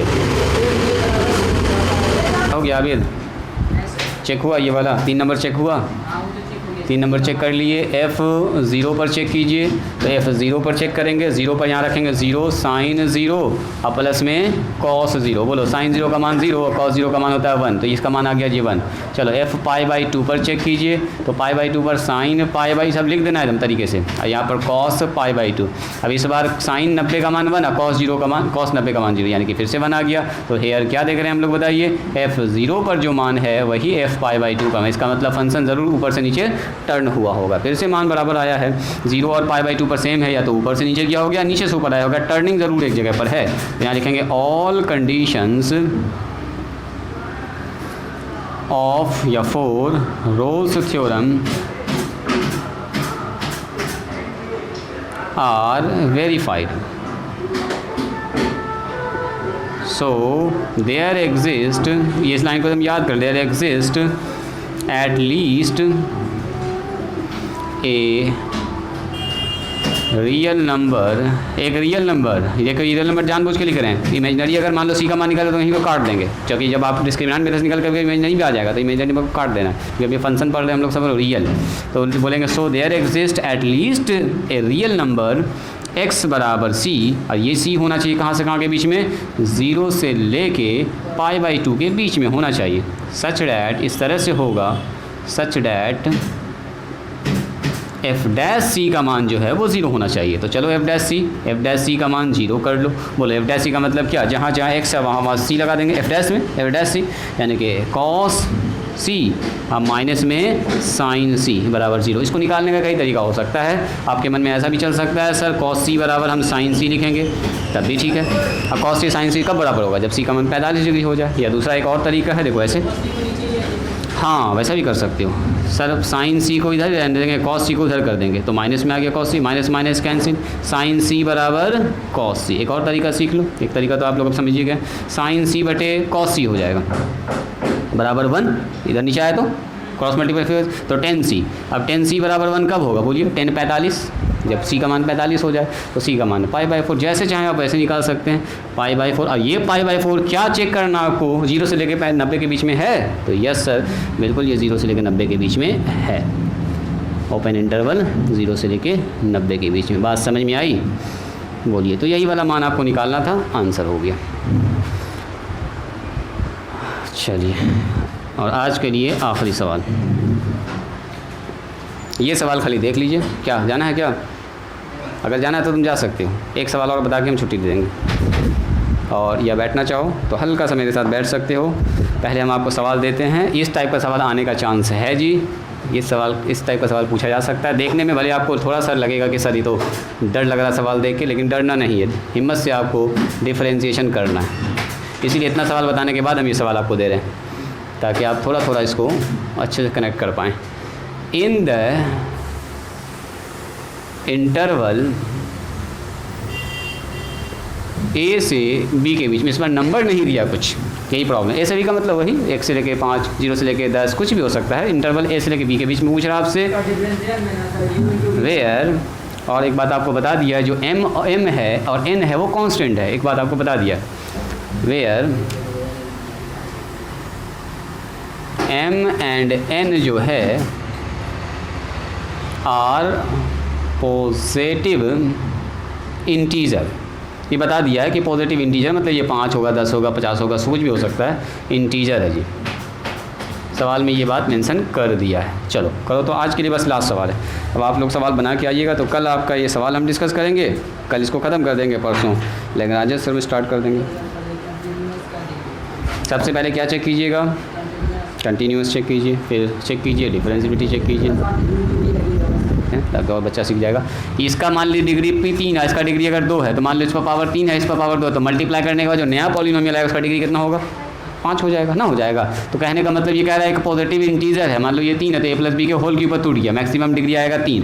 ए मान लो ये 2 हुआ तो a प्लस बी का होल के ऊपर टूट गया, मैक्सिमम डिग्री आया 2। अब 2 और 3 जब गुना होगा फाइनल तो सबसे बड़ा वाला टर्म आएगा x पावर 5, है ना। तो इसका मतलब ये भी एक पॉलिनोमियल है m डिग्री का, ये भी एक पॉलिनोमियल n डिग्री का, तो मल्टीप्लाई के बाद एक नया भी पॉलिनोमियल आएगा, वो भी होगा m प्लस n डिग्री का, तो वो भी आएगा पॉलिनोमियल ही, तो बोलेंगे ये कंटिन्यूअस होगा। एवरी पॉलिनोमियल फंक्शन कंटिन्यूअस, तो ये a से लेकर b के बीच में भी कंटिन्यूअस होगा। लिख के दिखाएं कि हम ये कर रहे हैं आप लोग, या बता दें हम भी साथ साथ। चलो देख लो 5 मिनट का खेल है ये, इतना आप समझ चुके हैं तो इसको समझने में ज़्यादा टाइम बिल्कुल नहीं लगेगा आपको। खाली डिफरेंशिएशन करने में सी का मान निकालने में यहाँ पर थोड़ा चैलेंजिंग है, बस सी का मान निकालना तो अच्छा सा निकलेगा। यू इंटू ही का खेल होगा वहाँ पर। देखिए सबसे पहले तो आप लिखिएगा जो फंक्शन दिया गया है। अच्छा चलो देख लो इसको, एफ एक्स बराबर कितना है बोलिए, x माइनस ए पर power m into x minus B पर पावर n, यही ना है। अब बताइए मुझको सबसे पहले क्या चेक करना होगा हमको, फॉर कंटिन्यूटी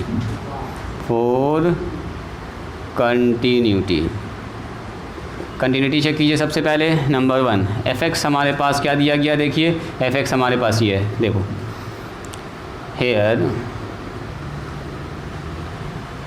या एफ एक्स बराबर ऐसे लिखिए, चूँकि एफ एक्स बराबर x माइनस ए पर power m into x minus B पर पावर n। देखो एफ एक्स इज़, हम कह सकते हैं कि एफ एक्स जो है, F x is product of 2 polynomial, 2 polynomial का प्रोडक्ट है ये, नहीं है ये एक पॉलिनोमियल दूसरा ये पॉलिनोमियल है। F x is product of 2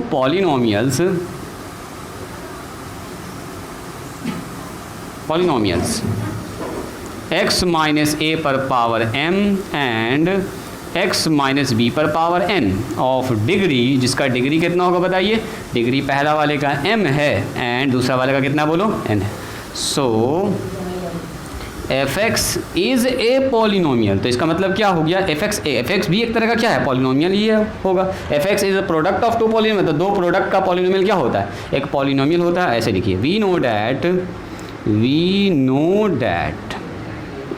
product of 2 polynomial, product of 2 और मोर पॉलिनोमियल लिख सकते हैं, या 2 पॉलिनोमियल लिखो, ज़्यादा कहला इसको खींचेंगे। Product of 2 polynomial is always a polynomial, बस हो गया polynomial. So F x is a polynomial function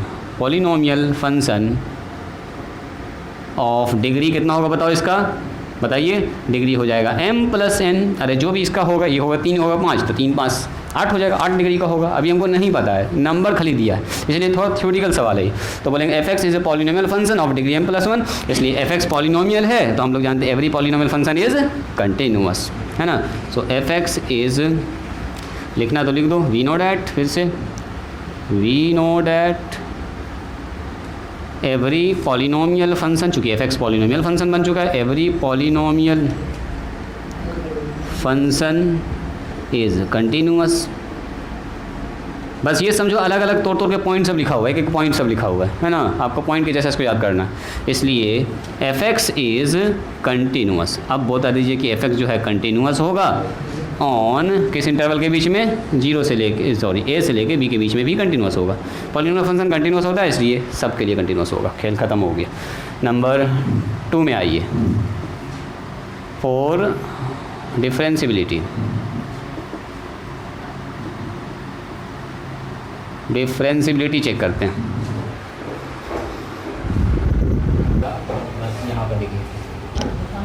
चलिए डिफरेंशियबिलिटी के लिए क्या चेक करेंगे बोलिए। तो सबसे पहले चेक करेंगे हम लोग एफ एक्स हमारे पास दिया गया है, बोलिए एफ एक्स हमारे पास है x माइनस ए पर पावर m और x माइनस बी पर पावर n। सुनो क्या करो डिफरेंशिएशन, तो डिफरेंशिएशन तो सर u इंटू वी लगेगा, चेन रूल भी साथ साथ लगाते जाएंगे। करते हैं शॉर्टकट, u बाहर x माइनस ए पर पावर m बाहर, इसका डिफरेंशिएशन तो इसका डिफरेंस n आगे आ जाएगा, अब पावर में एक घट जाएगा। क्या ये सही है, बीच में प्लस। अब इसको बाहर करेंगे u इंटू वी वाला रूल, ये सब पुराना रूल है जी।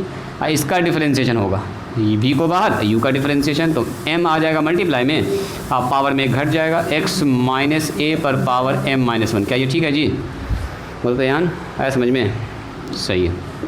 चलो तो यहाँ आ गया हमारे पास n मल्टीप्लाई में x माइनस ए पर पावर m और x माइनस बी पर पावर n माइनस 1, ठीक है। अब प्लस में यहाँ पर आ गया कितना बताइए, x आगे में m लिख दो, m मल्टीप्लाई में, और यहाँ आ गया x माइनस बी पर पावर n और x माइनस ए पर पावर m माइनस 1। कुछ ऐसा आया, कुछ ऐसा आया है ना जी।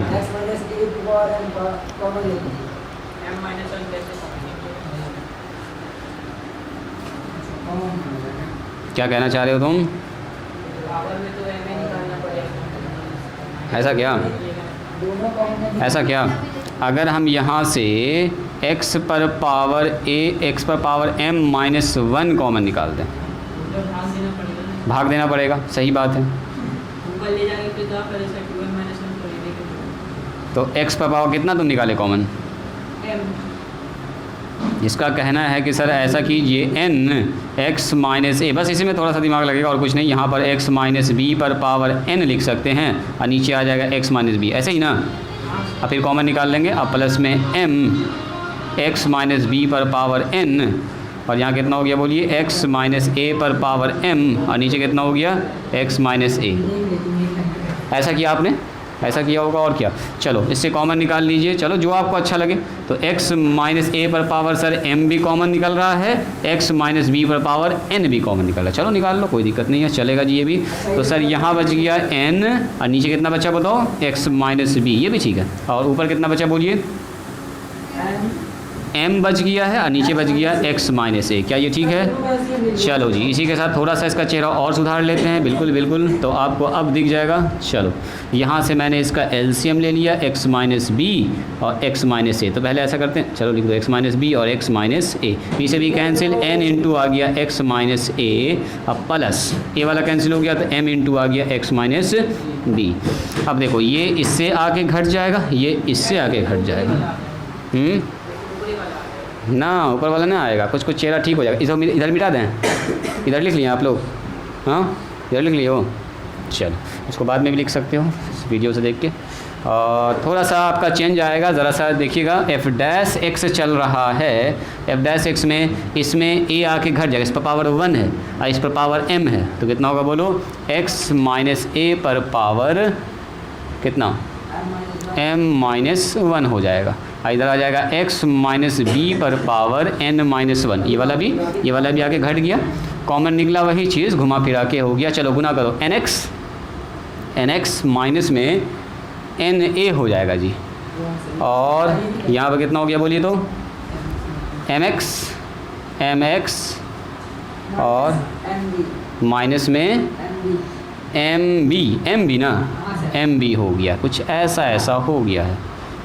चलो जी रहने दो, अब क्या करोगे इसको, अब क्या करोगे, ज़्यादा कुछ होगा भी नहीं। अब क्या होगा, कुछ नहीं होगा, रोक के रखिए। अब चेक करो यहाँ से, अगर ए और बी का मान कुछ भी यहाँ पर रखेंगे तो कहीं भी अनडिफाइंड आ रहा है क्या?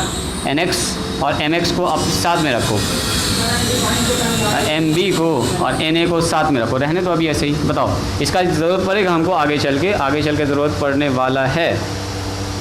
यहाँ से अगर हम x कॉमन निकालेंगे तो m + n,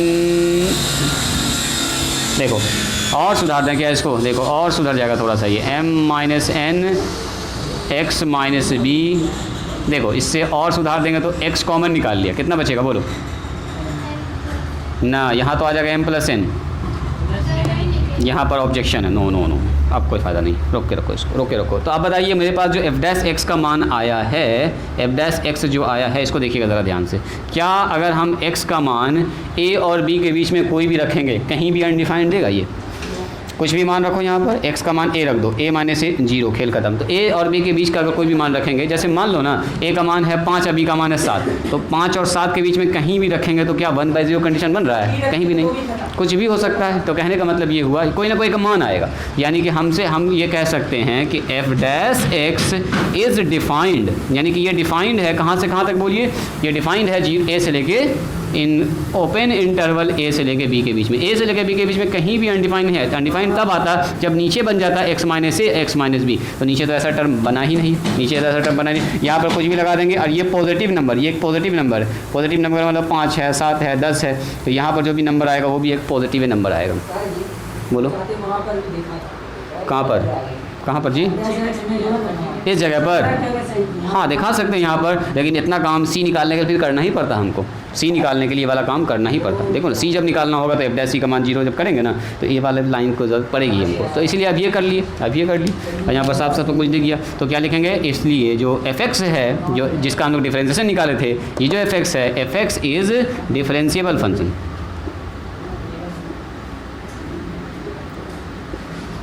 differentiable in open interval a से लेके b के बीच में। चलो तीसरा नंबर चेक कीजिए, तीसरा नंबर कंडीशन बोला जाए, ये दूसरा नंबर चेक हुआ, बोलो तीसरा नंबर, तीसरा भूल गए क्या? ये करते करते तीसरा आदमी भूल गए हम लोग ना। तो तीसरा चेक करना होगा, fa का मान बोलिए, fa यहाँ रखना है, fa a - a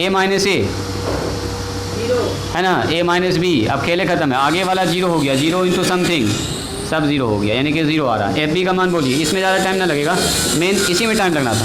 F B का मान बोलिए, बी यहाँ रखेंगे सर, फिर से खेल खत्म, b - a पर पावर m और b - b n हो गया, b - a, इसको खाली लिख के दिखा दीजिएगा तरीके से एग्जाम में, 0, ये खेल खत्म। तो हेयर क्या देख रहे हैं हम लोग, हेयर एफ ए का मान एफ बी के बराबर आ गया। चिपका देंगे वही वाला condition, all condition for Rolle's theorem verified, इसको लिख रहे हैं, इसको पहले लिखिए आप, बाद में उसको पकड़ पाते हैं सी के मान को। देखो तो लिखेंगे हम लोग यहाँ पर all conditions for Rolle's theorem, जो रोल्स थ्योरम का सारा कंडीशन था, रोल्स थ्योरम आर वेरीफाइड हो गया। सो हम लोग पढ़ेंगे there exist a at least a real number, एक रियल नंबर ऐसा ज़रूर होगा, real number x belongs to x by C, और ये c जो होगा वो ओपन इंटरवल a से लेके b के बीच में होना चाहिए, such that F dash C क्या होना चाहिए जी, 0 होना चाहिए। तो चलो एफ डैश सी का मान 0 होना चाहिए। एफ डैश सी हम लोग पहले से निकाल के रखे हुए, इतना मेहनत किए इसी के लिए। तो ज़रा सा बता दीजिए, x - a पर पावर m, x - b पर पावर n, और यहाँ कितना आया बोलिए, nx प्लस में mx माइनस में mb और माइनस में na। सबसे इम्पॉर्टेंट बात यहाँ पर है, अभी रुकेंगे ज़रा ध्यान से। -1 कहाँ है जी, इसमें -1 तो कहीं नहीं है, इसमें -1 तो कहीं नहीं दिख रहा हमको। आप बताइए कहाँ पर -1 है, सब जगह b है, सब जगह b है। -1, अच्छा ये देख रहे हो क्या, हो यहाँ होगा -1, यहाँ होगा -1, ऐसे बोलोगे तब ना सही बोला, -1 होगा। 3 फैक्टर, 1 2 3, तो बोलिए x - a पर पावर m बराबर 0, और x माइनस बी पर पावर n माइनस 1 बराबर 0, ये 1 छूट जा रहा फ्लो में, और एन एक्स प्लस में एम एक्स माइनस में एम बी माइनस में एन ए बराबर 0 होगा। सब जगह गड़बड़ हो गया है, सी सी सी यहाँ भी आएगा, सी यहाँ भी आएगा, सी सी सी सी यहाँ भी सी होगा, यहाँ भी सी होगा, यहाँ भी सी होगा, यहाँ भी सी होगा। सही है, अब सब जगह सी कर दिया, बिल्कुल सी होगा, जहाँ जहाँ एक वहाँ सी होगा। तो बता दीजिए यहाँ से सी का मान कितना निकल जाएगा, बोलो। ये पावर के उधर चढ़ गया, जाके पावर पर उधर जाके 0 हो जाएगा, यानी कि सी का मान कट से निकल गया ए, यहाँ सी का मान निकल गया बी। तो ए और बी पर तो ऐसे भी एंड पॉइंट है, उस पर तो चेक करते ही नहीं है, बीच में होना चाहिए ना, ए और बी के बीच में होना चाहिए। अब यहाँ देखना है ए और बी के बीच में। अच्छा, सबसे पहले मुझको ये बताइए, तो क्या आपको याद है बचपन में एक तो पढ़े थे आप सेक्शन फार्मूला, सुनोगे ज़रा ध्यान से। ये था हमारा x1 y1, पहले हम यही दिखा देता, वहाँ पर आपको फील आएगा। ये था x2 y2, याद है। यहाँ पर मान लो ये m रेशियो n में अगर डिवाइड करता है तो बीच वाला पॉइंट जो p होता है, pxy, याद आ रहा है, pxy का जो कोऑर्डिनेट होता है वो होता है mx2 nx1 divided by m plus n, याद आ रहा है। मतलब ये जो पॉइंट होता है वो इसके बीच में कहीं ना कहीं होता है, जो m रेशियो n में डिवाइड होता है। ये पॉइंट इधर हो सकता है, सरक सकता है दाएं बाएं, होगा m रेशियो n में, और कहीं ना कहीं ये a और b के बीच में होगा। ये पॉइंट a है, ये पॉइंट कौन सा होगा, b के बीच में होगा। तो अब मेरा सवाल है, यहाँ जो हम निकाल रहे हैं c का मान, ज़रा देखोगे ध्यान से, यहाँ निकाला मैंने nc प्लस में mc, अब बराबर उसको उधर कर दो mb प्लस में na। तो बताओ, तो यहाँ से अगर c कॉमन निकाल लेंगे तो क्या m प्लस n बचेगा, यहाँ पर हो गया mb प्लस में na। तो बताओ, तो c का मान कितना हो गया, mb प्लस में na divided by m plus n। यही देखिए वो चीज़ और ये चीज़ देखो, दोनों सेम है चीज़ है। अब बोलिए सर ये कैसे सेम हो गया, तो देखो हम बताते हैं। यहाँ पर कोई पॉइंट है a, तो y का मान कितना होगा, 0। यहाँ पर कोई पॉइंट है b, तो y का मान कितना होगा, 0।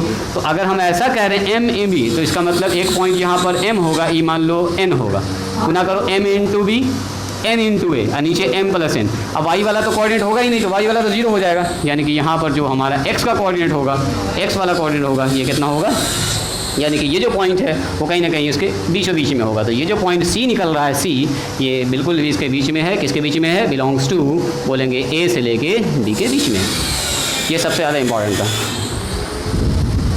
तो यहीं पर होता है जी रोल्स थ्योरम का लगभग सारा topic complete. Each and every topic 5-6 सवाल हम डिस्कस कर लिए हैं, एक भी सवाल आपसे नहीं छूटने वाला है। ज़रा सा एक्सरसाइज खोलिएगा। तो रोल्स थ्योरम का सबसे अच्छा सवाल था, लिख दीजिएगा इस पर VVI।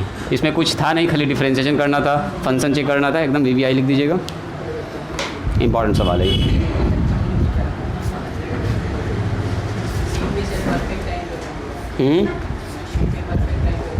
हो गया काम ख़त्म वहाँ भी।